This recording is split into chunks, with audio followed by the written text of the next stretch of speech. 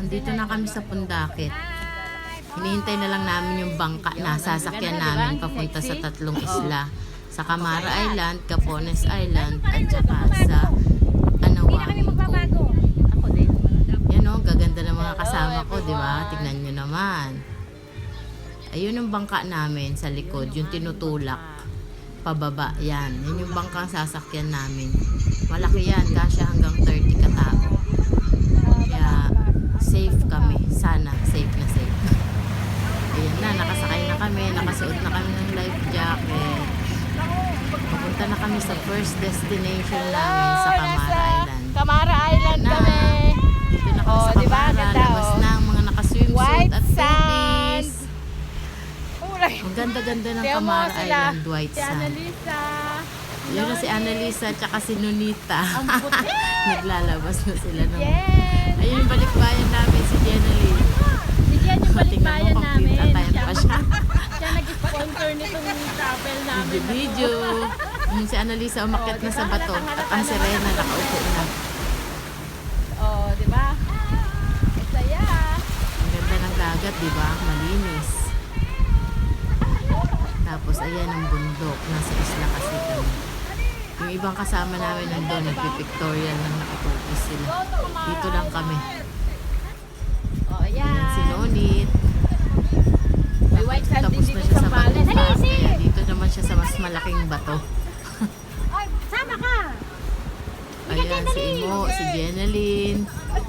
Mga friend ko sila nung high school, third year high school sa Pililla Rizal. Hanggang ngayon friend pa rin kami. Nagustuhan naman nila dito sa Zambales, mas paano. Maganda naman kasi ang Zambales, lalo na pag summer. Maganda siya sa mga beaches, island hopping, hiking, sa Mount Pinatubo, gano'n. Pero dito sa Camara Island, ilalaban ko to, hindi to hindi to naiiba sa Boracay at saka Palawan. Maganda dito.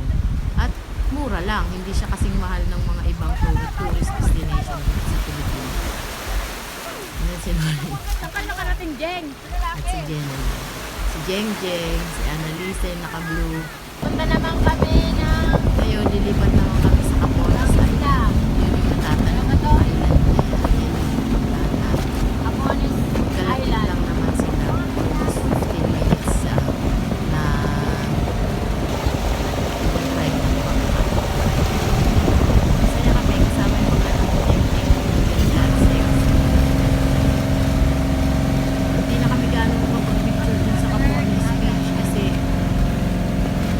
naligo kami. Lahat kami nag-swimming pero masakit na kasi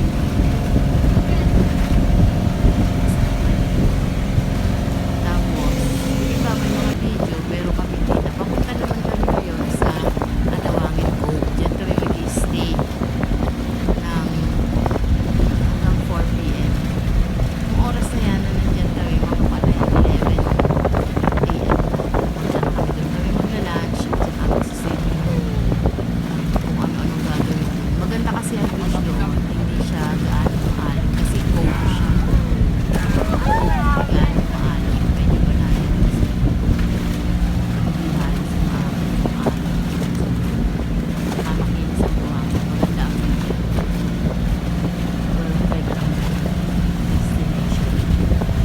Talagang maligo. Hindi ka maiilang na malulunod. O kaya biglang lalim kasi dyan talagang maganda. Mahinis. Ngayon, pauwi na kami. wala akong masyadong video sa Anawangin. Ito, sa Pundakit na ulit nakapagtaon na yung bangka namin. Malakas ang alon dito kasi dito yung taon ng mga bangka.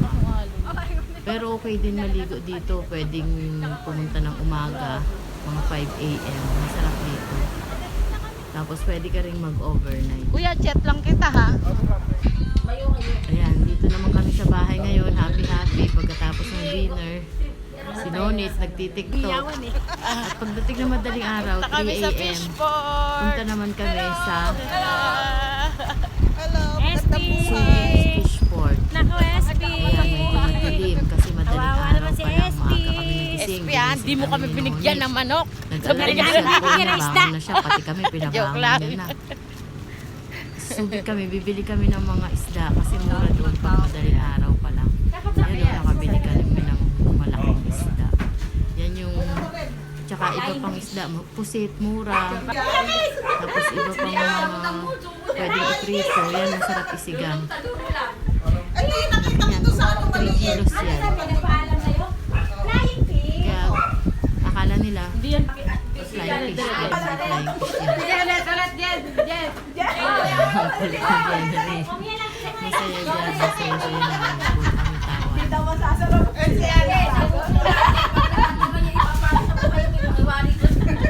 Yan si Imo, tsaka si Leonie, si Jeng Jeng. Tumulong na siyang maglinis ng isda kay Percival. Si Percival lang naglinis ng malaking isda. Cute naman itong Tapos si Annalisa nagluluto ng parang Hello Kitty. tinapay, ang tawag, yung toasted Tignan bread, mo mata kaya. pang almusal. Parang Hello Kitty. Wow, galing. Nilalagyan niya ng margarine at asukal. Kasi hindi nakain niya yung toast, yung kwan eh, yung sliced bread namin. Kahapon pa yan. Para daw makain, sabi ni Jenalyn, lagyan toasted daw. Yan, naubos naman siya. Ayan pa yung ibang isda. Ibang tira dito. Namin, may mga isdang bato, galunggong. Mura lang yung galunggong. 130 lang yung 1 kilo mahigit. Pati yung isdang bato, tsaka yung pusit, mura lang. Si Jenny. Ayan, pinapakuha ko kay Jenalyn yung Pinasak mo steamer yung ko. upuan namin. Mumurahin nga yan eh, di ba? Kaya nagpakuha na lang ako ng ladder dun sa kabilang bahay para makuha. Yung isa naman sisirain mo. Wag na ako hata. Tapos, pagkatapos ng lunch, punta naman kami ng Subic Bay. Picturean ko kayo dahil taga rito na ako. Gusto niyang mag-stop over. Kayo na lang, sa Pipit. Sumama ka. Subic. Para Kaya para. bumaba Ganyan kami na maganda. ng picture tsaka with video. Masaya naman. Pwesto nonit. Mas maganda kasi ang samahan pag lahat masaya. Game lahat, hindi yung conflict. Yan ang comment natin sa taga nakarating tayo. Royal, balik na sa sasakyan. Papabagsak muna. Nasa Royal Duty Free kami nito. Hintay namin ibang kasama namin, nag-royal kami. Namili sila ng mga pangpasalubong. Tapos pinasyal ko sila dito sa Doloscope. Ito, every decade lang kung bumisita dito sa Subic. Natsyempohan naman nila. Ito yung barko na library. Benta sila ng mga storybook, kung ano-ano books, tapos may mga keychain, may red magnet. Ganda lang din ang experience dyan kasi nakasakay ka sa barko maski hindi umaandar. For pictorial. May entrance dyan, 50 pesos. O, diba? Ganda naman eh. For reels, tsaka for Instagram. Yan ang anak ni Jeng Jeng, ang gaganda at ang sexy. Dito nga pala yung Subic Bay Seaport. Dito dumadaw yung mga bangka, kahit na yung mga cruise ship, dito rin dumadaw. Yan si Jenalyn. Todo filming siya. Hinahanap po. Kaya si Rolly to eh. Pauwi na kami yan, pababa na kami. Pumilit pumunta doon na Ganda rin ang experience namin kasi Pauwi niya. marami kaming napuntahan.